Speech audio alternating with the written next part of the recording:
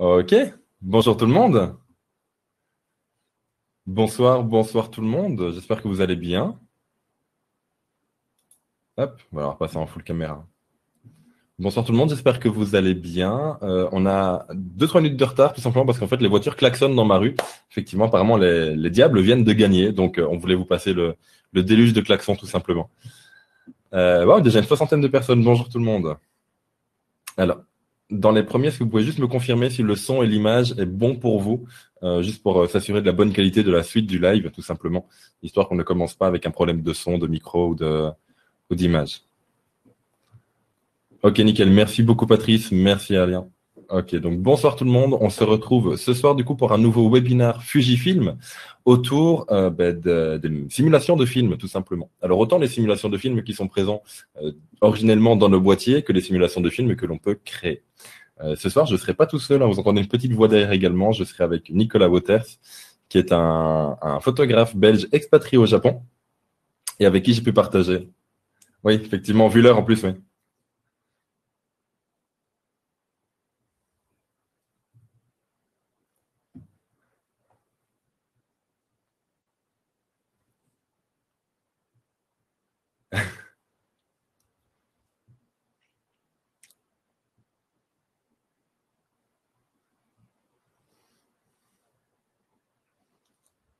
Nickel. Ah, apparemment, Patrice nous dit pas de son. On n'entend pas Nicolas. Aïe, aïe, aïe. Faut savoir que Nicolas vient de changer d'ordinateur. Il vient de passer de Apple à Windows. Donc, il y a des petits problèmes à ce niveau-là. Bon, en attendant qu'il règle ça, je vais combler un petit peu. Donc voilà, pour ceux qui ne me connaissent pas, je m'appelle Pierre Boisseau. Je suis photographe belge en Belgique, hein, pour le coup. Je fais depuis un peu plus d'1 an maintenant beaucoup de paysages, beaucoup d'urbex. Là où avant, j'étais beaucoup plus orienté sur le mariage, le portrait, bref, beaucoup plus l'humain. Depuis 1 an, pardon encore pour les klaxons. Depuis 1 an, je suis beaucoup plus orienté nature, paysage, etc. Euh, Ce soir, du coup, on va vous parler des simulations de films. Alors, ah, est-ce que vous entendez Nicolas? Je vois Nicolas parler. À mon avis, non. Non, toujours pas. Ok, merci beaucoup, Laurent. Normalement, Nicolas, en bas à droite, sur l'icône mute, tu peux voir du coup quand ton son est activé ou pas. Lorsque tu parles, la barre grise augmente ou pas. Ok, donc bonjour à tous ceux qui viennent d'arriver et merci à ceux qui réagissent pour les petits problèmes techniques. Donc, on va commencer du coup directement par la présentation. Voilà. En attendant que Nicolas arrive. Aujourd'hui, on va vous parler comment doubler votre productivité avec les simulations de films de votre boîtier, ou plutôt grâce aux simulations de films de votre boîtier. C'est quelque chose qui est évidemment très, très, très présent chez Fujifilm. C'est quelque chose qui est très connu chez Fujifilm. Et évidemment, c'est une énorme qualité de ces boîtiers. Tout au long de ce webinaire, tout au long de cette soirée, on est parti pour 1 heure plus ou moins ensemble. Si vous avez une question, n'hésitez pas à le mettre dans le chat. On y répondra soit à l'oral, mais avec un petit peu de retard, hein, le temps de voir la question, soit à l'écrit, si jamais l'un de nous deux, en tout cas la personne qui ne parle pas, a un petit peu de temps pour écrire. Au sujet du coup de ce soir, en premier, on va voir déjà qu'est-ce qu'une simulation de film. On va voir pour quel type de photo est-ce qu'on peut s'en servir. Alors évidemment, les simulations de film sont appliquées directement sur les JPEG et non pas sur les RAW, mais on va voir qu'également avec les RAW et avec quelques programmes, on va pouvoir également s'en servir. On va voir également comment trouver ce qu'on a appelé ce mini Lightroom, ce petit programme de retouche qu'on peut directement trouver dans son boîtier. Comment accéder aux simulations de film directement dedans. Je vous ai concocté une petite vidéo là-dedans. On va voir également ce qu'on appelle la retouche idéale. Alors, de nouveau, là, c'est une question de goût. Il y a des personnes pour qui ça va être directement bon en boîtier. Il y a des personnes pour qui ça va plutôt servir d'inspiration.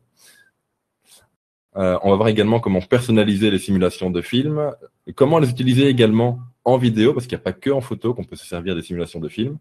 Pour ceux qui shootent en RAW également. Et puis, on va conclure, car comme Nicolas vous l'a dit, mais malheureusement, vous ne l'avez pas encore entendu, on a deux avis assez divergents là-dessus. Ah, Nicolas est revenu? Ah, est-ce qu'on entend Nicolas? Bonsoir Bernard et bonsoir à l'équipe Fujifilm. Apparemment toujours pas.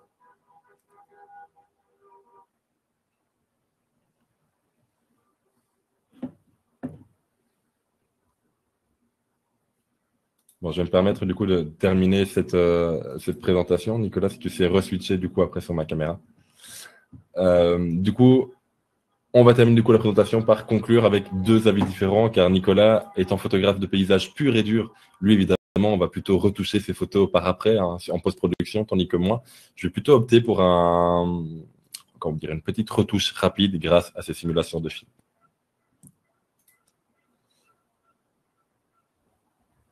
Alors Nicolas, est-ce que tu t'en sors un petit peu? Non, toujours pas. Je vois cette tête qui fait non. Ok, n'hésite pas à repasser peut-être sur ma caméra pour pas qu'on te voit trop chercher non plus. Voilà, nickel, merci beaucoup. Bon, en attendant de te voir revenir, on va déjà aborder qu'est-ce qu'une simulation de film?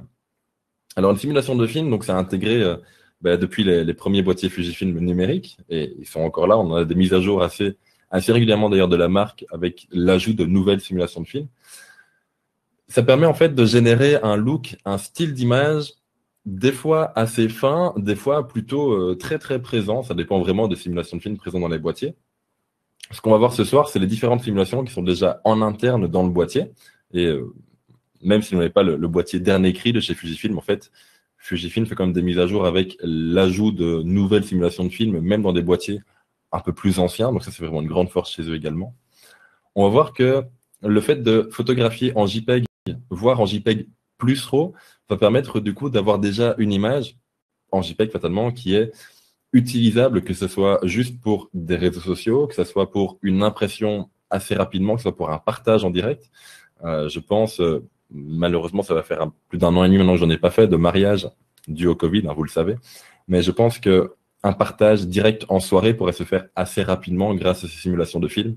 Là où avec d'autres marques, partager des JPEG du boîtier directement, ce serait directement un petit peu plus compliqué. Mais bon. Par contre, on va voir effectivement que en RAW, le fichier contient, bien évidemment, je vous apprends rien, beaucoup plus d'informations. Ce qui veut dire qu'on va quand même pouvoir aller un peu plus loin en post-production qu'avec juste les simulations de films, bien évidemment. Alors, je regarde un petit peu chez Nicolas, histoire de ne pas l'abandonner en cours de route. Ça n'a pas l'air d'aller. Non, aïe. Pas grave, va à ton aise. Tu me fais signe gentiment quand tu peux revenir. On va donc commencer du coup par les simulations de films déjà présentes dans le boîtier. On va les passer en revue. Alors, je vais me permettre de couper ma caméra de façon à mettre la présentation en plein écran pour que vous voyez bien la photo avant-après. Alors, les photos avant, ce sont des photos qui sont prises en RAW, importées dans Adobe Lightroom classique, la dernière version, vu que j'ai fait ça il y a 2-3 semaines. Et j'ai simplement mis comme profil colorimétrique le Adobe Couleur. Donc, c'est vraiment le profil le plus neutre que j'ai pu trouver. Et évidemment, la photo après est un JPEG pris au même moment, au même instant, avec les mêmes exifs, mais avec évidemment, du coup, des simulations de films différentes. Alors, on va repasser en plein écran. On y va ici. Et on va partir avec la première simulation de film, qui est la simulation de film Provia. Alors, la Provia, c'est une des premières simulations de film. Et d'après ce que le boîtier Fujifilm nous dit, c'est une reproduction vive, idéale pour les photos de nature et de paysage. Alors, au niveau du PowerPoint et au niveau du live, je ne sais pas si vous voyez une réelle différence. Mais sincèrement, quand on le voit sur un écran, quand on le voit ne fût-ce qu'à l'arrière de son appareil photo, on peut voir qu'il y a un petit peu plus de saturation, on peut voir que les hautes lumières sont un petit peu plus abaissées, et surtout que la photo est un petit peu plus contrastée qu'un profil beaucoup plus standard. Et effectivement, ça apporte un réel plus lors de photos de paysage notamment, où on va essayer, comme dans l'exemple que je vous ai mis, qui est une photo simplement d'une forêt prise il y a 2 mois, il me semble, mais d'apporter un peu plus de vie à la photo, d'apporter un peu plus de contraste, bref, d'avoir un rendu un peu moins neutre. Effectivement, oui, je vois Karine qui me dit il y a une légère différence. Je suis tout à fait d'accord avec vous là pour le coup, et encore plus au travers d'un PowerPoint diffusé sur un live, diffusé en plus sur vos écrans. La différence se voit minimement. Pourtant, elle se voit, ça prouve bien qu'il y a une réelle différence quand même. Hop. On passe à la deuxième, qui est également une classique, hein, qui existe depuis quelques temps maintenant. C'est la Velvia. Ce sont des couleurs et un contraste adouci pour un effet plus estompé. Alors, Ça, de nouveau, les définitions que vous voyez ici, ce sont des définitions qu'on a pu reprendre, Nicolas et moi, dans nos boîtiers Fujifilm. Il faut savoir que Nicolas utilise un Fujifilm X-T3, tandis que moi, c'est un Fujifilm X-T4, mais les définitions ne changent pas. Cependant, je rajouterais personnellement une petite définition en plus. Je trouve que la Velvia va rajouter un peu plus de chaleur dans l'image. J'ai l'impression que la température de couleur est un petit peu plus haute et va rajouter du coup une couleur un peu plus soirée d'été, si je peux dire ça comme ça. Alors, petite chose, et je me permets du coup de revenir pour moi pour ça, au niveau des couleurs, alors pour ceux qui viennent de YouTube et qui me suivent sur YouTube, ils le connaissent déjà. Pour les autres qui me découvrent ce soir, je suis daltonien. Ce qui fait que fatalement, au niveau des couleurs, je vais peut-être des fois me tromper en vous disant que sur la photo de droite, il y a un peu plus de rouge, alors qu'au contraire, c'est peut-être un peu plus de vert ou d'orange. N'hésitez pas à me corriger dans ce cas-là, c'est toujours très curieux pour moi de savoir que je me trompe, et j'imagine pour vous de savoir que je vois autre chose. Mais il n'empêche que sur la photo après, sur la photo de droite en Velvia, il me semble quand même que l'immeuble est un petit peu plus chaud, est un petit peu plus rouge. Ok, Nicolas me dit en privé qu'il est occupé à rétablir le problème, donc il va arriver, pas de souci. Un petit peu de mal du coup à passer de Mac à Windows tout simplement. On passe sur la troisième, qui est un Astia soft avec des couleurs et un contraste adouci pour un aspect plus estompé. Alors, ici, donc pour ceux qui reconnaissent en Belgique, ça a été pris à la citadelle de Namur.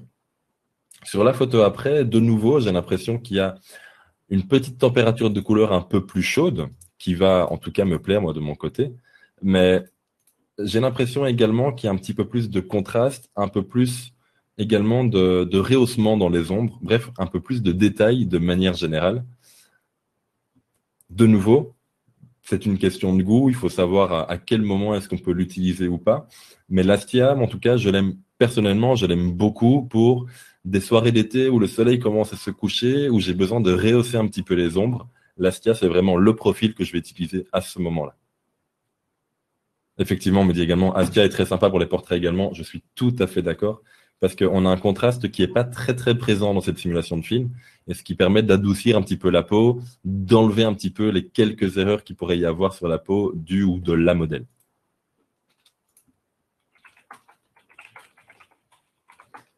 Hop.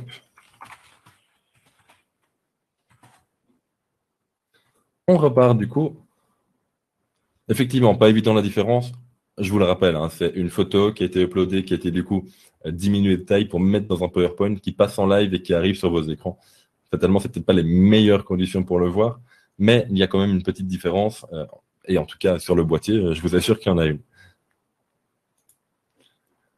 On passe à une des plus récentes. Alors, c'est pas la dernière en date non plus, mais c'est une des dernières qui a pu arriver, si je ne me dis pas de bêtises, avec le XT3 ou le XT30. N'hésitez pas à me corriger, notamment l'équipe Fujifilm, si jamais j'ai dit une bêtise dans le chat. On a du coup ici le Classic Chrome. Le Classic Chrome, d'après la définition, c'est une palette de couleurs plus douce et des ombres contrastées pour un aspect beaucoup plus zen.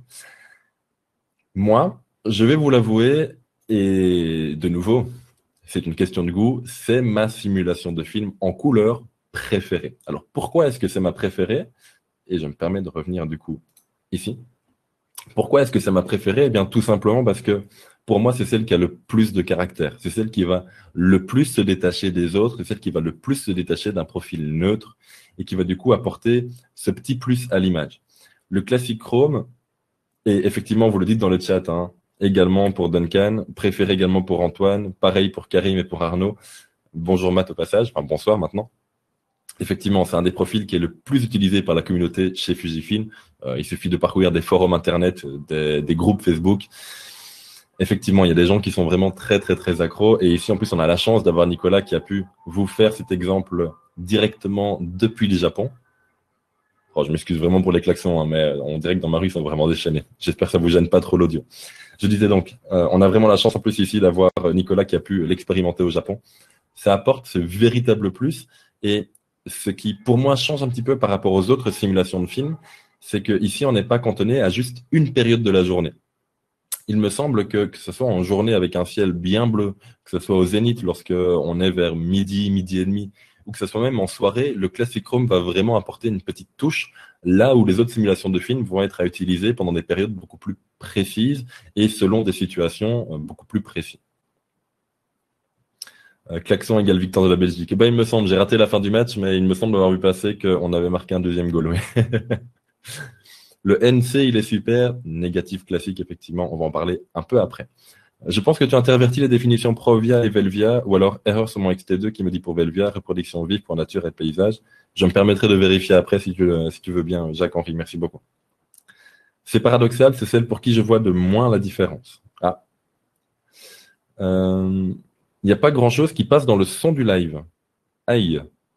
Eh ben, écoutez, n'hésitez pas à me dire si jamais le son n'est pas assez fort. Je pourrais toujours, je pense, rapprocher un peu le micro pour que la voix passe un petit peu mieux. En bracketing de simulation de film, justement, on va en parler juste après. Merci David. Velvia et Classic Chrome sont toujours présents chez moi. Sur l'exemple, contrairement au précédent, je ne vois pas de différence à l'écran. Bonsoir à tous. Bonsoir Marc. Son OK, nickel. Merci beaucoup en tout cas à ceux qui confirment pour le son. Ça me rassure un petit peu. Et bonsoir Daniela au passage. Alors, on va continuer avec une simulation de film.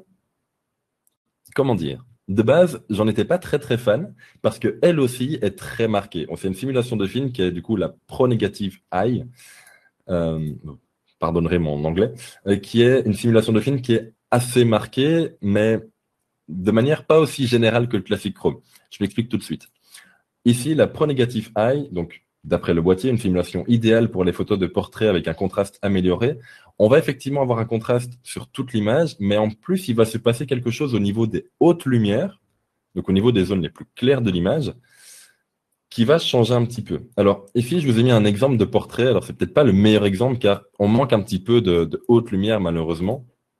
Mais on a vraiment ici une simulation de film qui va rehausser un petit peu les couleurs de manière générale, qui va pas du tout les rendre plus chaudes comme on a sur les autres simulations de films, mais qui va du coup saturer, contraster et qui va, comment dire, qui va du coup être adapté à plusieurs situations, mais qui va quand même du coup malheureusement ne pas être adapté à d'autres situations. Je m'explique. Dans le cas d'un portrait, si on prend un portrait en très gros plan avec juste par exemple le visage d'un modèle ou d'une modèle en gros plan, il se peut qu'avec cette simulation de film-là, les teintes de peau, par exemple, changent un petit peu et soient du coup un petit peu moins agréables. Hop. Voilà. On a également une deuxième qui ressemble un petit peu, hein, qui est la Pro Négative Standard. Alors ici, je la trouve du coup un petit peu plus douce, un petit peu plus fine, un petit peu moins remarquée, si je peux dire. Pro Négative Standard, idéal pour les photos de portrait avec dégradés et des tons de peau plus douces. On va arriver.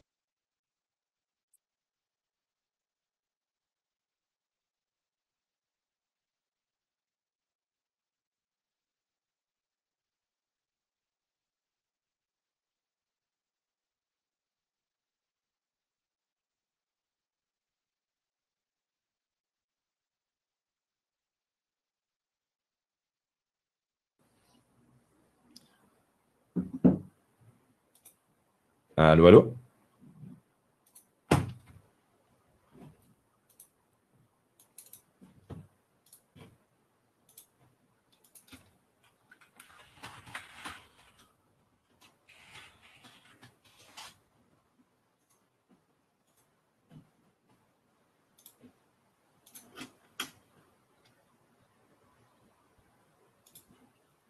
Alors apparemment, vous m'entendez.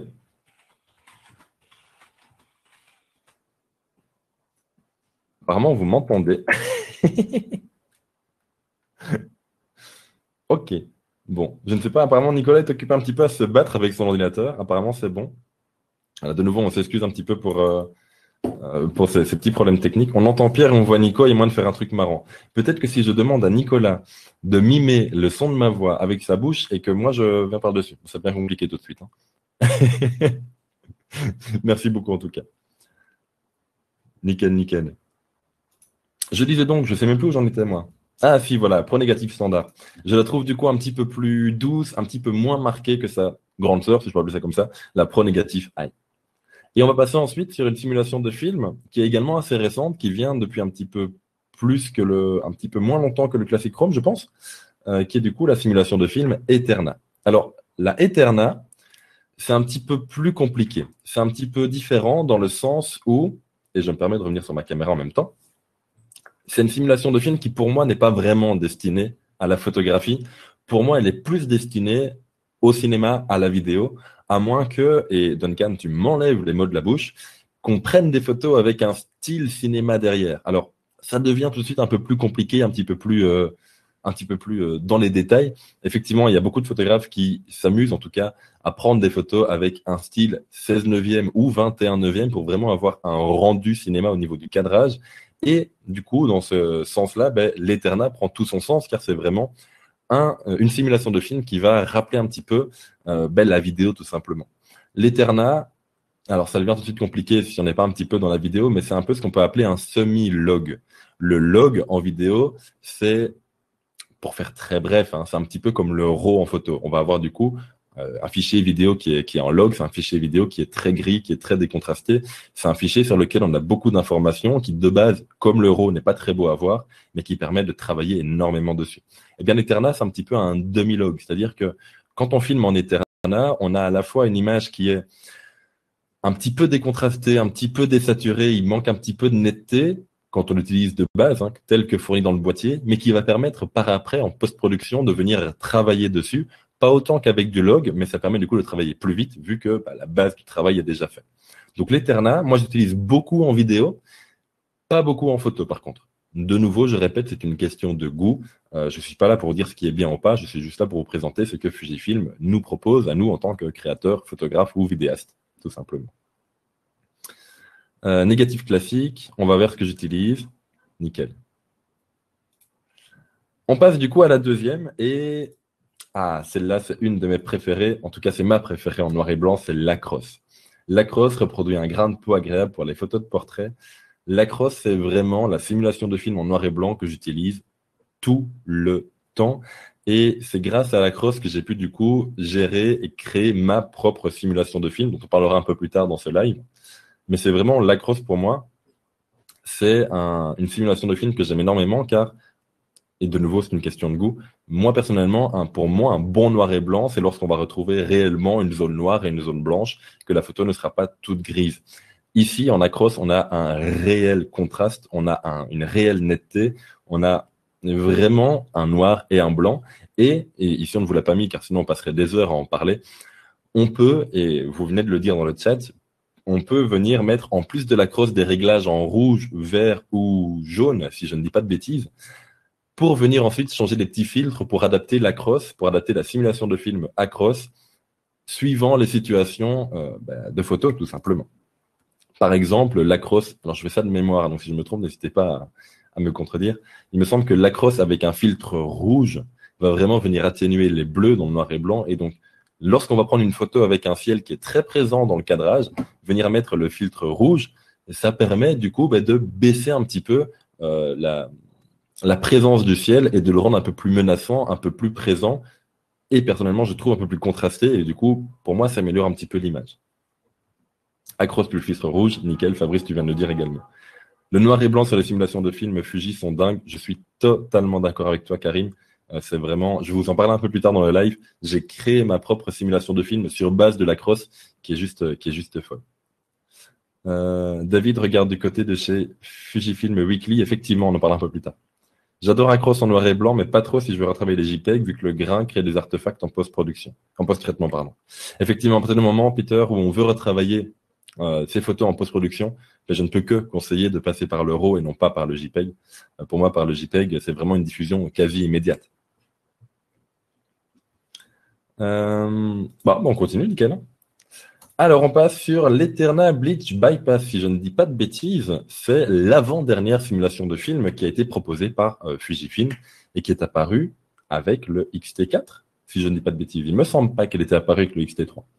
C'est, vous l'avez vu, hein, on a dans le nom Eterna, donc pour moi, c'est de nouveau beaucoup plus adapté à une prise de vue vidéo qu'une prise de vue photo. Et personnellement, je ne connaissais pas du tout en fait le Bleach Bypass. J'étais me renseigner un petit peu en passant et en parlant, en préparant ce webinaire, et j'ai découvert qu'en fait le Bleach Bypass c'était tout simplement si je peux dire, un blanchiment du négatif argentique, ce qui permettait d'avoir un look très je veux dire, de fort caractère à l'image, et ça se faisait déjà depuis, au final, très longtemps au cinéma. Et de nouveau, l'Eterna Blitz Bypass, ben pour moi, ça a utilisé presque essentiellement en vidéo. C'est d'ailleurs une simulation de film vidéo que j'aime énormément. C'est celle avec laquelle, c'est la simulation de film avec laquelle je filme quasiment l'entièreté de mes vidéos avec mes boîtiers Fujifilm, que ce soit le XS10 ou le XT4. Mais c'est vraiment, du coup, pour moi, un look qui est très prononcé, donc il peut ne pas plaire à tout le monde, on est bien d'accord. Seulement, ça offre un look qui est vraiment très reconnaissable, je trouve. Alors, je regarde un petit peu vos commentaires. Merci beaucoup, Karim. J'avais testé la tienne sur la Ilford, elle est géniale. On va en parler justement un petit peu après. Apparemment, effectivement, oui, Nicolas ne pourra pas nous rejoindre ce soir. Petit problème. Et en fait, pour que vous soyez au courant de tout, s'il se déconnecte pour se reconnecter, malheureusement, le live prend fin. C'est pour ça d'ailleurs qu'on a eu le petit couac il y a quelques minutes. Le Blitz Bypass, c'est la colo à la Il faut sauver le soldat Ryan. Effectivement, Karim, je n'avais pas fait ce rapprochement, mais bon, pour ceux qui sont un petit peu fans de cinéma et en tout cas qui ont vu ce film assez connu quand même, hein, Il faut sauver le soldat Ryan, c'est effectivement un blanchiment un petit peu à la Blitz Bypass. Je me permets de lire quelques-uns de vos commentaires. L'Eterna Blitz Bypass est très sympa, je trouve, lorsque les scènes sont quasi monochromatiques. Effectivement, ça va rajouter, je vais pas dire des couleurs, mais ça va rajouter une âme, un petit peu, ça va rajouter un petit rendu un peu irréel dans des scènes où des fois, ben, malheureusement, en Belgique, en plus, on est habitué, on a un ciel gris, ça va rajouter un petit plus. Je trouve aussi que l'acros plus filtre rouge en paysage est top, avec un peu de grain et plus 2 pour les ombres et plus 1 pour les hautes lumières, ça donne encore plus de caractère. Effectivement, on va en parler justement après ça. Effectivement, Humberto, les goûts et les couleurs ne se discutent pas. On est tout à fait là pour parler de ça aujourd'hui. Et on va parler enfin de la dernière simulation de film qui est proposée par les boîtiers Fujifilm directement. C'est la classique négative. Alors la classique négative, idéale pour ajouter un look vintage et contrasté à vos photos, elle est disponible depuis la sortie du GFX 100S, le moyen format de Fujifilm, et grâce à Fujifilm Belgique d'ailleurs, et pour ceux qui me suivent un peu sur YouTube, vous le savez maintenant, j'ai l'occasion de le tester. Il est juste là, juste ici entre mes mains. C'est vraiment un boîtier que j'aime énormément. On n'est pas là pour parler du boîtier, bien évidemment, mais pour parler également de la simulation de film. Et la classique négative, je l'aime énormément avec, pour ce rendu en tout cas. Personnellement, alors j'ai pas encore beaucoup de recul, parce que ça ne fait que 2-3 semaines que je l'utilise. Je trouve qu'il y a un peu de bleu dans les ombres qui viennent rehausser un petit peu. Autant dans les photos de jour, ça se marque pas énormément, autant je trouve dans les photos de nuit ou dans les photos d'intérieur, là où la lumière pêche un peu de manière générale, le fait d'avoir un petit filtre bleu dans les ombres va vraiment... comment dire? J'ai peur de me répéter en disant donner du caractère à votre image, mais je pense que l'explication est vraiment là. Ça va vraiment, du coup, changer les couleurs et, en tout cas pour ma part, mettre des couleurs là où je ne pensais pas en mettre, tout simplement. J'adore aussi le Superia. Oui, effectivement. Bon, on a vu du coup toutes les différentes simulations de films proposées par nos boîtiers. Alors, effectivement, si vous êtes actuellement avec votre boîtier et que vous le regardez, vous verrez tout simplement qu'il manque 2 paramètres proposés par nos boîtiers, le noir et blanc et le sépia. Il faut savoir que ça ne sont pas des simulations de films. Des simulations de films, comme le nom l'indique, c'est Fujifilm qui s'est inspiré d'anciens films argentiques, tandis que le noir et blanc et le sépia sont juste des réglages par défaut, ça ne sont pas des simulations de films. À moins d'être très difficile entre celles proposées par Fujifilm et celles que tu nous fais découvrir, c'est impossible de ne pas trouver son bonheur. Oh, merci beaucoup, Benjamin, c'est très gentil. Alors ici, du coup, je vous ai mis un petit récapitulatif des simulations de films et je vais passer ici en pleine image. Alors j'ai pris la même photo et on va voir justement après comment j'ai fait ça.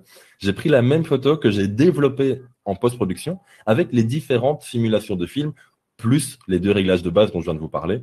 On va retrouver du coup dans l'ordre la Velvia, la Astia, la Classic Chrome, la Pro Negative Eye, la Pro Negative Standard, la Provia, la Classic Négative, l'Eterna, l'Eterna Bleach Bypass, l'Acros, alors vous me pardonnerez, j'ai pas mis tous les différents filtres possibles avec l'Acros, le monochrome et également le sépia. On peut voir qu'il y a quand même une réelle différence. Alors on va commencer par le plus petit, entre les 2 noirs et blancs, entre l'Acros et le monochrome. On va voir qu'il y a une vraie différence au niveau ne fût-ce que du contraste de l'image. Mais également, dans les couleurs, on va remarquer des petites différences entre certaines simulations de films, voire même de grosses différences entre d'autres simulations de films. Notamment, regardez un petit peu entre les 2 Eterna, entre la Eterna classique, si je peux l'appeler comme ça, et l'Eterna Bleach Bypass. On va déjà avoir une belle différence entre les 2. Entre la classique négative, la pro-négative standard et la pro-négative high, il y a également une différence. Je vous invite notamment à regarder au niveau du rouge, au niveau de la tulipe, si je ne dis pas de bêtises. J'ai peur de me tromper sur le nom de la fleur. Pardonnez-moi si c'est le cas. Je trouve qu'il y a une réelle différence au niveau de cette couleur-là, même si ça n'est qu'une petite image, effectivement, hein, sur un PowerPoint. Et puis au niveau de la Velvia, de l'Astia et de la Provia, c'est également des belles différences, tandis que la Classic Chrome, elle, va vraiment encore donner un autre rendu. Voilà, je vous laisse encore un tout petit instant, du coup, ce récapitulatif, mais qui, du coup, vous montre un petit peu toutes les simulations de films, ainsi que les deux autres réglages qui sont présents dans nos boîtiers. Alors, juste avant de continuer, et je me permets de revenir, du coup, sur ma caméra, voilà. Vous voyez, du coup, qu'avec le dernier slide que je vous ai montré une photo qui est développée avec toutes les simulations de films. Alors, comment faire ça? En fait, il y a deux moyens. La première, c'est de passer par ce qu'on appelle un bracketing. Alors, un bracketing, c'est souvent utilisé pour du HDR, pour prendre des photos bien exposées, et puis en prendre une ou deux moins exposées, une ou deux surexposées, de façon à les fusionner pour avoir de l'information partout. Également, le moyen de faire du bracketing dans nos boîtiers Fujifilm en prenant plusieurs photos d'affilée, donc en rafale, et en changeant à chaque fois de simulation de film. Tout ça, c'est des paramètres internes dans vos boîtiers. Alors, malheureusement, je ne vais pas prendre le temps ici dans ce live de regarder les paramètres boîtier par boîtier parce qu'on serait parti jusque demain matin. Ce n'est pas le but, mais je vous invite à voir le site de Fujifilm.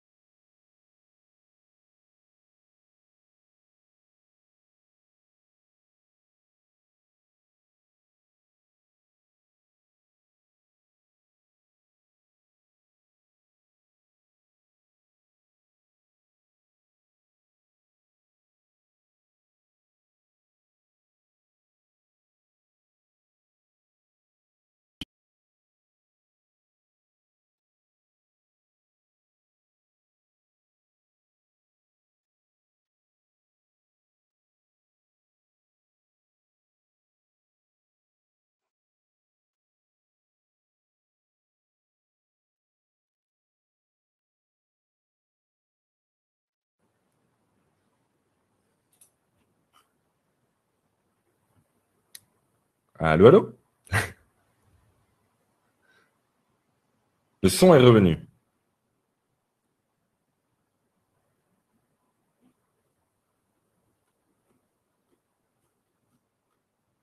Alors, dites-moi. Est-ce que l'image et le son sont là? On t'entend. On a le son et l'image. Oh, hey, les petits amis, il fait déjà chaud ce soir. Alors là, en plus, je vous assure que le son et pas l'image. Mais comment ça? Est-ce que là, le son et l'image sont bons? Dites-moi que le son. Image et son, ok. Alors, je ne comprends pas, c'est qu'il y a des personnes chez qui c'est bon pour l'image et le son.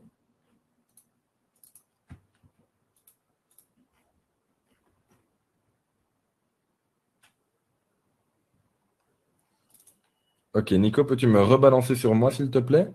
Car apparemment, tu n'as toujours pas de son non plus. Voilà, pour les personnes qui n'arrivent pas apparemment à voir l'image, faites juste un F5 sur votre clavier. Faites juste un F5 de façon à rafraîchir la page. Nous sommes vraiment désolés pour ces problèmes techniques. Apparemment, c'est un coup de Nicolas. Non, ça n'est pas vrai. Alors, je vais attendre une seconde le temps que tout le monde puisse faire le refresh. Tout ça, c'est à cause de la victoire des Diables Rouges. Ben oui, bien évidemment. Ah, comme je vous disais, je ne sais pas si vous m'avez entendu, mais il fait déjà chaud dans cette pièce en plus, malheureusement. Et alors là, avec les petits problèmes techniques, je vais peut-être pas finir la soirée, moi. Effectivement, c'est reparti avec Pierre. Nicolas continue de pirater le webinaire. Bon, est-ce que tout le monde est revenu? Est-ce que ça va pour tout le monde? Aïe, aïe, malheureusement. Bon, on dirait que c'est bon. On dirait que c'est bon. Allez, on continue? On y va? Je ne sais plus où j'en étais du coup, mais je vais vite revenir. Donc, il y a deux possibilités de prendre des photos d'une même scène, en tout cas avec différentes simulations de films. Soit, premièrement, vous faites du coup le bracketing qui est disponible dans votre boîtier, soit vous shootez en RAW. Oui, oui, vous shootez en RAW. Et vous pouvez appliquer ces simulations de films en post-production. Alors, rapidement, comment est-ce qu'on peut faire? Je vous le mets ici. Donc, rapidement, à ce que je viens de vous dire, les simulations de films sont un outil formidable, mais qui ne s'utilise pas avec tous les formats de photos. Normalement, en RAW, on ne peut pas. Ces dernières sont uniquement disponibles à la prise de vue en JPEG, le RAW étant par définition un fichier brut, un fichier sur lequel il n'y a pas de réglage, en tout cas, du boîtier, que ce soit Fujifilm ou d'un autre, hein, ça marche partout pareil. L'idéal, selon nous, Nicolas et moi, c'est, si les cartes mémoire le permettent, bien évidemment, car ça prend de la place, c'est de shooter en JPEG et RAW de façon à avoir une version JPEG qui est déjà traitée, qui est déjà disponible, et d'avoir une version RAW que vous pouvez retravailler par après. Cependant, moi, je dois bien avouer que depuis que je shoote avec des boîtiers de chez Fujifilm, que ce soit le X-T4, le XS10, plus récemment le GFX ici que j'ai en prêt, eh bien, il m'arrive de shooter en RAW et de commencer mon post-traitement en appliquant une simulation de film proposée par Adobe Lightroom. Et ici, je vous ai mis une image, tout simplement. Alors, personnellement, j'utilise Adobe Lightroom, mais j'imagine que c'est également, je sais que c'est dispo également avec Capture One, mais je ne l'utilise pas, donc voilà, je ne vous ai pas fait de présentation à ce niveau-là. Ici, avec Lightroom, et je repasse du coup directement sur le slide, pour ceux qui préfèrent shooter en RAW, les simulations de films peuvent être disponibles dans le logiciel de post-traitement Lightroom pour une retouche en un seul clic. Alors, comment y arriver? Eh bien, en fait, c'est tout bête. On va du coup, dans le module développement, aller dans le traitement, dans le profil colorimétrique. Donc, c'est vraiment le premier réglage juste en dessous des filtres dégradés, des filtres radio, etc. Et de base, on va pouvoir venir mettre différents profils proposés par Adobe. Bah oui, Adobe n'est pas bête, il met par défaut ses profils personnels. Mais si vous shootez avec une caméra Fujifilm, vous pouvez aller dans les autres profils, donc c'est simplement un clic droit et aller chercher les autres profils, et tous les profils dépendants de votre caméra sont associés. Donc si vous utilisez le dernier boîtier qui est pour le moment le GFX 100S, tous les profils que je vous ai montrés en ce début de live, avant que ça bug, sont disponibles. Si vous shootez par exemple avec un XT4, le classique négatif ne sera pas disponible. Si vous shootez par exemple avec un XT2, si je ne dis pas de bêtises, l'Eterna Blitz Bypass ne sera pas disponible. Ce sont tous des exemples. C'est vraiment pour vous dire que vous ne pourrez appliquer que les simulations de films qui sont déjà présents dans votre boîtier. As-tu déjà essayé Fujifilm X-RAW Studio? Pas encore. C'est prévu. C'est prévu.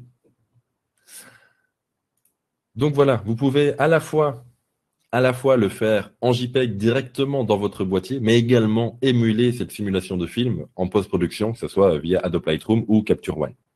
Effectivement, il y a quelques astuces pour tricher avec Lightroom et pour aller chercher des simulations de films qui ne sont pas disponibles nativement dans le boîtier. Mais je vous avoue que je ne me suis pas étendu sur ce sujet parce que, hors les bugs, on est déjà ici bien avancé dans ce live. Et si j'avais pris ce sujet de tricher en fait avec Lightroom pour aller chercher les simulations de films qui ne sont pas présentes, on serait parti pour 2-3 heures de live. Pourquoi pas un jour? Bon, ici on continue. Une retouche idéale pour un partage rapide et efficace, c'est vraiment mon point de vue. C'est pas forcément celui de Nicolas. Nicolas, je sais que malheureusement, hein, il ne peut pas s'exprimer ici, mais je me fais un peu du coup son porte-parole. Il aime bien passer du temps sur Lightroom, sur Photoshop, pour prendre tout le temps qu'il a et tout le temps qu'il veut et tous les réglages disponibles pour affiner la photo selon ses envies, selon ses goûts. Moi, personnellement, je me permets du coup de repasser en caméra, c'est pas tout à fait le cas. Je prends l'exemple. Si par exemple, je suis en photo. Je vous ai pris tout à l'heure l'exemple de photos de mariage ou tout simplement de photos de soirée, de photos que je dois partager assez rapidement, que ce soit pour de la presse peut-être. Je n'en fais pas, hein, je parle comme ça un peu conditionnel.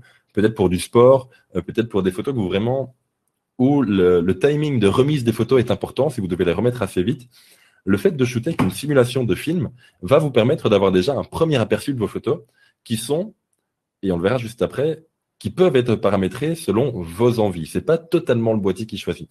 Là où avec les autres marques, on va avoir des profils de JPEG, mais qui sont un petit peu à la mort moelleux, excusez-moi l'expression, mais on va retrouver du profil portrait, du profil paysage qui va juste aller mettre un peu de saturation, mettre un peu de contraste, mais qui va très rapidement s'arrêter. Ici, chez Fujifilm, les différentes simulations de films vont quand même aller beaucoup plus loin que juste du contraste ou de la saturation. On va vraiment pouvoir gérer chaque paramètre indépendamment. On va les voir juste après. Mais donc, du coup, pour moi, l'utilisation de simulation de film, ben, ça permet un partage très rapide, que ce soit directement de l'appareil sur le téléphone pour mettre sur les réseaux, que ce soit de l'appareil jusqu'à l'impression, si on veut aller assez rapidement, ou tout simplement, et je vous avoue que ça commence un peu à devenir mon cas, si la partie post-production, si la partie Lightroom, Capture One, Photoshop, si c'est pas votre truc, si votre truc c'est faire de la photo et pas faire de la post-production, si pour vous la post-production est vraiment un peu quelque chose qui vous ennuie, eh bien ces simulations de films peuvent vous permettre de gagner énormément de temps et peuvent surtout vous permettre de sauter cette étape qui peuvent paraître à certains un peu ennuyeux. Je pensais que les simulations de films étaient maintenant prises en compte sur Lightroom. Elles sont prises en compte, mais du coup, dépendant de votre caméra. Perso, je shoot toujours en RAW avec simulation classique Chrome, j'imagine, hein, CC. Et sur Capture One, il les affiche avec la simulation de la prise de vue. Mais derrière, il m'arrive de tester d'autres simus sur Capture One. Tu peux peut-être me faire passer sur Capture One un de ces jours alors. Pourtant, je shoot en RAW et je les visualise dans le boîtier avec les réglages et la simulation choisie. Et si c'est bon pour moi, je fais la conversion RAW JPEG directement dans l'appareil. Effectivement, ça peut être une bonne chose, effectivement, Humberto. Je n'avais pas pensé à ça. Tout simplement, et tu le mets également, hein, je suis amateur. Ça ne veut rien dire pour moi. Je veux dire, un amateur peut faire également de très bonnes photos. À mon sens, à moi tout seul, de nouveau, amateur professionnel, la seule différence, c'est que le professionnel va facturer ses prestations. Pour moi, c'est la seule différence au niveau vocabulaire. Mais tu le dis, je n'ai pas un très gros flux de travail. Et je pense également que moi, par exemple, je shoot énormément. Si j'avais une centaine de photos à directement dans le boîtier transférer de RAW vers JPEG, ça prendrait beaucoup de temps. Et voilà, c'est un peu ennuyant. Effectivement, Yasmine le dit très bien, photographier et pas plus. De nouveau, ça dépend des utilisations. Si Nicolas avait la parole, je pense qu'il te contredirait sans problème. C'est que pour lui, la photographie commence à partir du moment où il va chercher l'endroit, où il va se rendre, où il va vraiment chercher le bon timing également, où il va se rendre sur place, prendre la photo, qu'il va la développer, et c'est au moment où il va exporter la photo qu'il aura terminé son process de création. Pour moi, le process commence un petit peu à s'arrêter au moment où je déclenche, tout simplement. Mais de nouveau, ça dépend un peu des pratiques. Allez, on y va, on continue. On peut, cependant, et je vous ai parlé des simulations de films, des simulations de films qui sont présents nativement dans le boîtier, on peut cependant aller un peu plus loin, et même beaucoup plus loin. Car en fait, Fujifilm nous propose actuellement une petite dizaine de simulations de films déjà dans le boîtier, mais vous pouvez encore en créer autant que vous le voulez. Je vous montre ici une petite slide, comment créer vos propres recettes de simulation de films. Vous m'excuserez pour la petite faute d'orthographe. C'est une petite coquille qui nous a un petit peu échappé, à Nicolas et moi également, pardon. Comment, du coup, créer ces simulations de films? C'est un espace de créativité de votre boîtier, depuis le menu IQ, qui est du coup le premier menu dans votre boîtier. Vous pouvez créer vos propres tonalités de couleurs, le taux d'ombre, de lumière, de grain et d'autres. Ici, je vous ai mis les 2 recettes de simulation de films que j'ai créées, que j'ai implantées dans mes boîtiers, et ce sont les 2 que j'utilise le plus. Alors, petite information également, je l'ai vu passer dans le chat directement. Ici, on va parler de recettes de simulation de films. C'est un terme, c'est un vocabulaire qui vient d'Internet, tout simplement, car évidemment, avec la possibilité de créer des simulations de films, est venue la possibilité de partager ces recettes, de partager ces réglages sur Internet pour les montrer un peu aux autres. C'est ce que je fais un petit peu sur ma chaîne YouTube également, pour ceux qui ne me suivent pas. Elle porte le même nom que moi, donc vous pouvez la retrouver très facilement. Et en fait, on va retrouver tant sur des groupes Facebook que sur des pages Instagram, que même sur une application qui s'appelle Fuji X Weekly et que je vais vous taper directement ici dans le chat. C'est une application gratuite, disponible sous Android et également sous iOS, qui va regrouper énormément de recettes de simulation de film. Alors, qu'est-ce qu'une recette de simulation de film? En fait, le mot recette vient du fait que on va combiner plusieurs choses, on va combiner plusieurs réglages pour à la fin créer une simulation de film, évidemment, qui n'est pas proposée par Fujifilm. Sinon, pourquoi aller aussi loin que ça si elle est déjà proposée? Et si le but, c'est donc créer une nouvelle. Alors, la plupart de ces recettes de simulation de film portent le nom d'autres pellicules argentiques. Alors personnellement, je n'ai jamais fait d'argentique, donc je ne sais pas à quel point est-ce qu'elles sont proches ou non de ces anciennes pellicules, mais en tout cas, elles s'en inspirent grandement, et je pense que c'est là le plus important en tout cas. C'est pas le fait qu'elles y correspondent à 100%, c'est le fait qu'elles s'en inspirent. Ici, du coup, on voit la deux, une en couleur, une en noir et blanc. Ce sont les deux du coup que j'utilise le plus.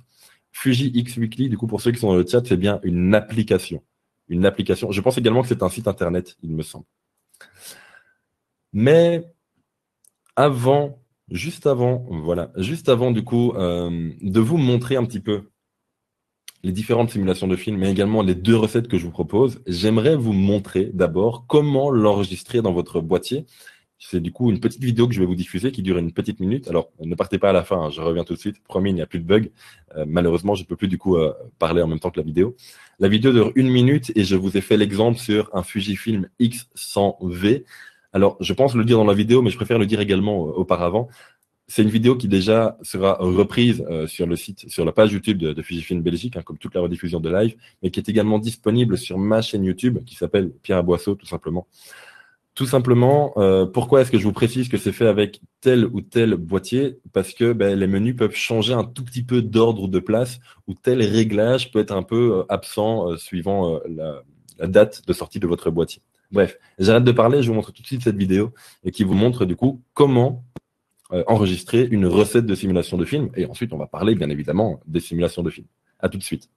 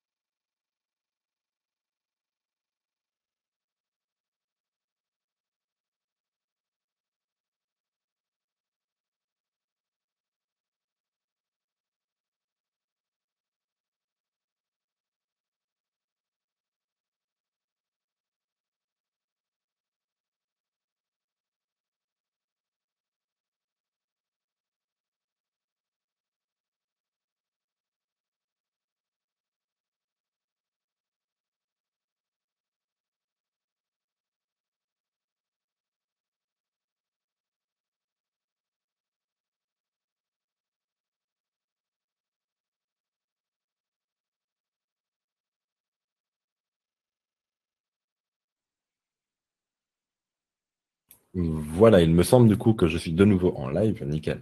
Alors, c'est une vidéo qui a été assez vite, tout simplement pour vous montrer qu'en fait, en moins d'une minute, parce que là, la vidéo dure une minute, mais je vous explique en même temps comment faire, mais en moins d'une minute, vous pouvez du coup intégrer une nouvelle simulation de film dans vos boîtiers. C'est très rapide et ça permet du coup de partir sur le terrain. Je vous avoue, moi, des fois, quand je suis pas vraiment inspiré, je pense que ça nous arrive à tous, je sors sans trop savoir ce que je veux faire comme photo. Eh bien, je me dis, bon, je vais sur le site Fujix Weekly ou je vais sur d'autres sites internet. Oh, excusez-moi. Je vais sur d'autres sites internet et je me dis, du coup, j'ai pas trop d'inspiration. Je vais choisir une simulation de film qui me plaît plutôt bien au niveau recette. Je vais vite fait l'intégrer dans mon boîtier et pouf, je sors et je ne vais shooter qu'avec ça. Et encore, il y a 2 jours d'ailleurs, j'en parlais avec un ami qui vient d'acheter un Fujifilm X-T4. Je lui parlais de ces simulations de films qui pour moi sont une des plus grandes forces de la marque. Et en parlant, en fait, on trouve une nouvelle recette de simulation de film, dont on parlera bientôt sur YouTube d'ailleurs si vous le souhaitez. Et c'est une simulation de film qui a des couleurs très bleues, très froides, ce qui ne me correspond pas du tout de base. Et en fait, juste en la mettant dans le boîtier Et en m'obligeant à ne shooter qu'avec ça durant cette soirée, alors c'était pas des grandes photos, hein, c'était une soirée entre amis, voilà. C'était pendant le premier match des Belles, si vous voulez tout savoir. Eh bien, je me suis dit, je vais shooter que avec ça, et je vais du coup me forcer à utiliser ces couleurs qui ne sont pas les miennes de base, mais pour augmenter la qualité de l'image. Voilà, je sais que les couleurs sont bleues. On a en plus ici en intérieur avec des lampes très jaunes, avec tout le monde qui est en rouge. Match des diables oblige. Comment est-ce que je peux tirer parti de cette simulation de film qui est toute nouvelle pour alimenter un peu mes images? Donc de nouveau, en fait, c'est un petit challenge à faire en plus. Ça correspond à certains photographes, pas à d'autres. Je dis pas que c'est la solution pour tout le monde. Je dis juste que Fujifilm ici, grâce à ces simulations de films et au fait de pouvoir intégrer celles que l'on souhaite, eh bien, nous permet d'avoir de nouvelles couleurs, d'avoir cette possibilité en plus de shooter. Alors ça, c'est du coup les deux vidéos, enfin la vidéo que je voulais vous montrer, mais on va parler ici rapidement du coup des deux simulations, des deux recettes, pardon, de simulation de film que j'ai pas inventé. On va être clair 30 secondes et pour ça, je vais repasser en pleine caméra. Les deux simulations de films que je vais vous présenter ici, c'est un petit peu alors, on est sur Fujifilm Belgique, donc je vais me permettre de dire un peu un melting pot, hein, un peu un mélange de différentes recettes que j'ai trouvées à droite, à gauche, sur Fujix Weekly, sur d'autres sites internet. J'ai pris un peu sur deux, trois simulations de films qui me plaisaient. J'ai pris ce qui me plaisait, je l'ai rassemblé, j'ai testé, j'ai un peu modifié, et je suis arrivé du coup sur une simulation de film qui est inspirée, et je répète bien inspirée, de la Ilford HP5, qui est du coup, fatalement, flûte. Un film argentique, noir et blanc. Voilà.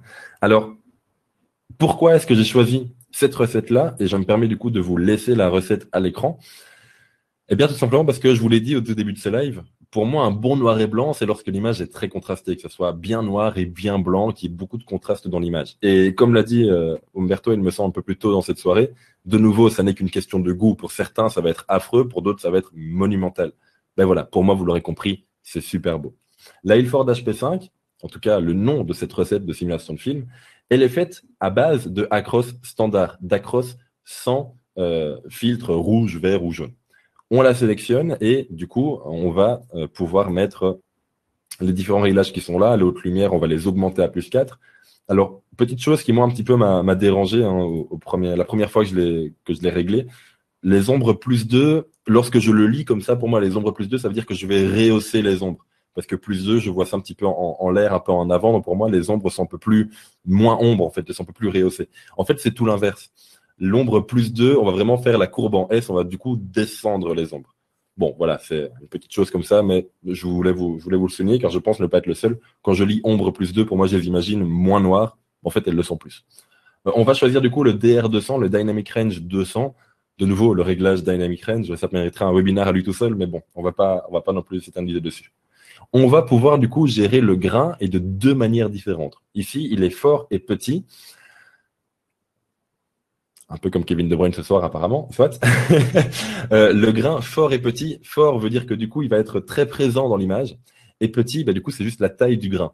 Tout simplement, ici, on ne le voit pas, mais je peux vous assurer que lorsqu'il est sur un écran, ici, j'ai la chance d'avoir un écran de photographe, un écran 4K en plus bien étalonné. On voit le grain, notamment, fatalement, dans les zones les plus sombres. On va du coup mettre les détails à 0 et la réduction du bruit en ISO élevé à -3. Alors pourquoi est-ce que je laisse, et vous le verrez également dans le deuxième, pourquoi est-ce que je laisse tout le temps les détails à 0? Tout simplement parce que l'enregistrement, l'enregistrement de la photo, lorsque vous mettez les détails, lorsque vous changez de 0, en fait, que vous mettez 1, 2, 3 ou -1, -2, -3, l'enregistrement d'une photo prend 1 seconde. Et fatalement, si vous voulez faire plusieurs photos, si vous voulez être un peu plus réactif, ça pêche un peu. Donc dans ce cas-là, je laisse tout le temps les détails à 0 pour que l'enregistrement de la photo soit instantané. Mais donc voilà, ici la première recette de simulation de film que je voulais vous partager, la Ilford HP5. Mais la deuxième, c'est la Portra 400. Et là, en couleur, c'est vraiment ma préférée parce que je vous en ai parlé tout à l'heure, j'aime énormément le classique chrome de base, mais il me manquait encore un petit peu de chaleur, un peu de saturation, un peu de punch en plus, en plus au niveau des couleurs. Et ici, du coup, grâce à cette recette de simulation de film, bien, je l'ai trouvée, inspirée du coup de la pellicule Portra 400. Elle part de la simulation classique Chrome, tout simplement. Et on vient ensuite, bien, lui ajouter plusieurs choses. On va mettre la balance des blancs. Vous me pardonnerez, je l'ai juste abrégé. Hein. Balance des blancs en automatique. Mais on vient un petit peu changer cet automatisme, car on peut du coup mettre les rouges en +5 et les bleus en -2. Si vous souhaitez plus d'informations, je ne peux de nouveau que vous relayer sur ma chaîne YouTube où je prends vraiment beaucoup plus le temps de vous montrer ça. Ici, on est un peu tenu par l'heure, malheureusement. On vient de descendre un petit peu les hautes lumières. Alors, pourquoi est-ce qu'on vient descendre les hautes lumières? Tout simplement parce que la Portra 400, je vais énormément l'utiliser en portrait. Et le fait de descendre les hautes lumières, ça va permettre de ne pas cramer l'image. Ça va permettre de ne pas cramer les peaux en plus. Et donc, c'est très, très intéressant, en tout cas pour moi, au niveau du portrait, tout simplement. Les ombres, de nouveau, on vient les marquer un peu. On vient mettre un peu plus de contraste. Ombre +2. Dynamic Range 400. Grain fort et petit comme l'iFord HP5. Pareil pour la réduction de bruit. Et les couleurs -2, je viens un petit peu désaturer l'image de façon à la rendre un petit peu plus, j'ai envie de dire argentique. Mais bon, de nouveau, j'en ai jamais fait, mais des tons un peu plus pastels, tout simplement. Bon. Je me permets d'accélérer un petit peu parce qu'en fait, il est déjà l'heure et malheureusement, il y a eu quelques bugs dans ce webinaire, mais bon, vous n'y pouvez rien. Ça, c'est pour la partie photo et je me répète une dernière fois, si vous voulez plus d'informations sur la Ilford HP5 et sur la Portra 400, j'en ai fait 2 vidéos sur ma chaîne YouTube où chacune des vidéos prend 10 à 12 minutes, donc prend plus le temps qu'ici dans ce webinaire de vous expliquer ça, mais également en vidéo, en fait. En vidéo, je m'en sers également pas mal, car il faut bien avouer que une des forces de Fujifilm en vidéo, c'est d'avoir un haut bitrate, c'est du 400 mégabits par seconde. Il faut savoir qu'avec la plupart des caméras actuellement, on est aux alentours des 100 voire 200 mégabits par seconde. C'est dit très vulgairement, dit très brièvement, c'est le niveau de détail dans l'image. Et bah, fatalement, vous vous rendez compte qu'entre 100 et 400, on va retrouver 4 fois plus de détails dans l'image chez Fujifilm, ce qui permet du coup, avec un bon log, comme celui que Fujifilm présente, hein, le F-log, de pouvoir bien rattraper les couleurs dans l'image, de pouvoir gérer un petit peu la dynamique, etc. Pour autant, eh bien, je me suis dit, pourquoi pas tester les simulations de films en vidéo pour zapper l'étape post-production, pour zapper l'étape colorimétrie qui, moi, me prend beaucoup de temps et qui, en tant que daltonien, n'est pas toujours très facile à gérer. Ici, je laisse la couleur gérer à Fuji. C'est mon boîtier qui gère la couleur, je lui fais confiance et bien on y va. Et effectivement, ça fonctionne plutôt bien. En vidéo, on peut également s'occuper du coup de simulation de films, comme le montre cette slide juste ici. La simulation de film pourrait également s'intégrer dans votre workflow et simplifier votre manière de shooter. Alors, petite précision avant de passer à la vidéo que je vous ai concoctée également. Je ne suis pas vidéaste professionnel. Si je fais de la vidéo, c'est avant tout pour ma chaîne YouTube, c'est pour mes réseaux et c'est également un petit peu pour moi, pour des souvenirs que je fais. Si je devais travailler pour des clients, je pense notamment à des vidéastes d'entreprise, des vidéastes publicitaires, évidemment, shooter en log comme shooter en RAW en photo me paraît essentiel de façon à avoir une totale sécurité, une totale mainmise sur l'image à la fin. Mais ça n'empêche que les simulations de films sont proposées par Fujifilm, elles sont présentes, alors pourquoi ne pas les utiliser? Ici, du coup, je vous ai concocté, pas simple à dire, une petite vidéo où j'ai filmé avec les boîtiers XS10 et les boîtiers XT4 de chez Fujifilm et entièrement avec les simulations de films. Ce que vous allez voir là maintenant à l'image, c'est soit filmé en Eterna, soit en Eterna Bleach Bypass, soit en Portra 400, la recette de simulation de film que je vous ai montrée. Il n'y a aucune autre retouche, que ce soit via Adobe Premiere ou DaVinci Resolve ou autre.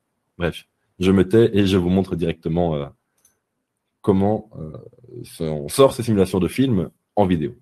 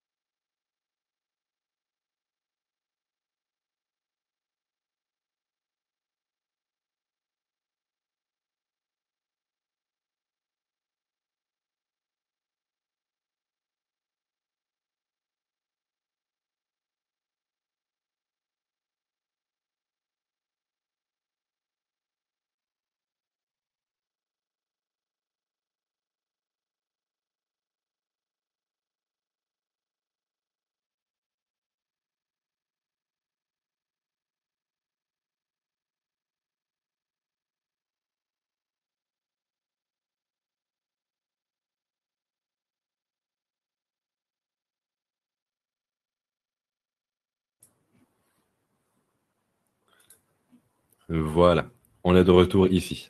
Alors, j'ai quelques questions du coup qui sont arrivées durant la vidéo. J'espère déjà qu'elle vous a plu. Alors, c'est rien de très compliqué, hein. C'est des petites sorties pour ceux qui le savent et qui me suivent un peu, que ce soit sur mes réseaux ou tout simplement sur YouTube. Effectivement, je suis dans la région de Charleroi en Belgique. Et bah, je me devais, lorsque j'ai mis en avant la recette de simulation de film Ilford HP5, qui est du noir et blanc, bah, d'aller shooter ce pays noir, tant en photo qu'en vidéo. Donc, effectivement, il y a beaucoup de plans qui sont pris dans Charleroi en noir et blanc. Alors, est-ce que tes clips sont filmés avec un filtre ND? Non, et j'ai dit malheureusement, car en fait, c'est un défaut que j'ai. Je prends rarement le temps de prendre un filtre ND avec moi en vidéo. Je devrais, parce que ça ajoute du flou de mouvement. De nouveau, on va pas épiloguer dessus, mais ça en ajoute. Malheureusement, je ne le fais pas par flemme, en fait. Il y a pas d'autre mot. Ça m'ennuie de prendre le temps de mettre le filtre ND, etc. Je devrais. On a Catherine qui demande comment ajouter des simulations de films sur Lightroom. Alors, deux choses.